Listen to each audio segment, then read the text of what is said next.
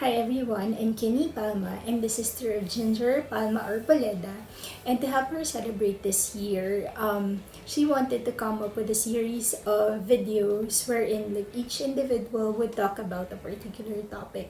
And today we will be talking about time management.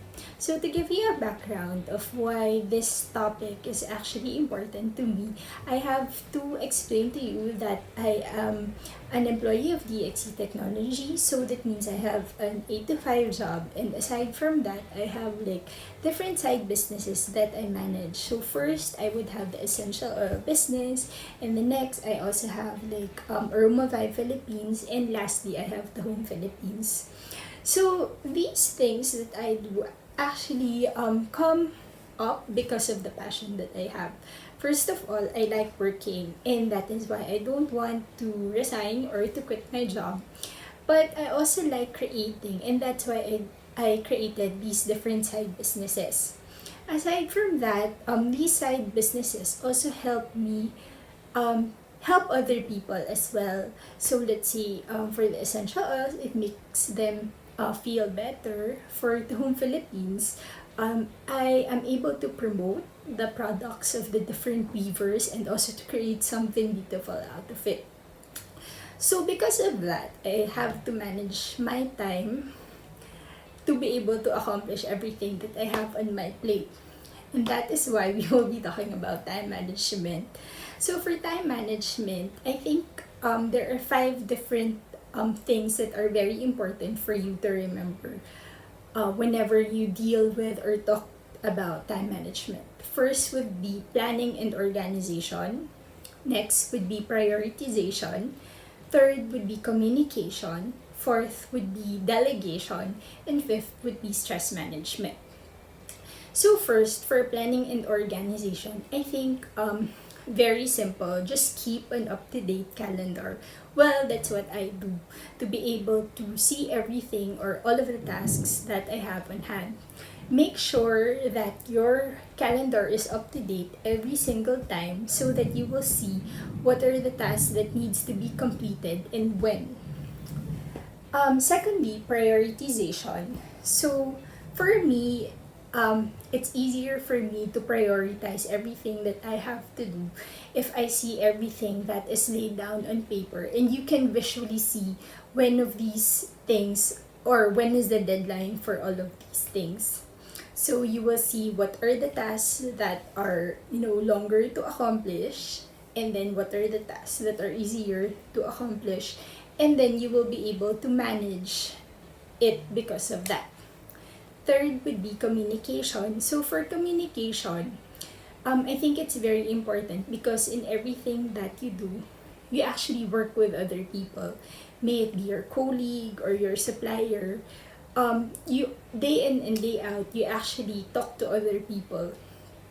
So there are 2 things that I always keep in mind whenever I communicate with other people, either email or just chatting with them or talking to them.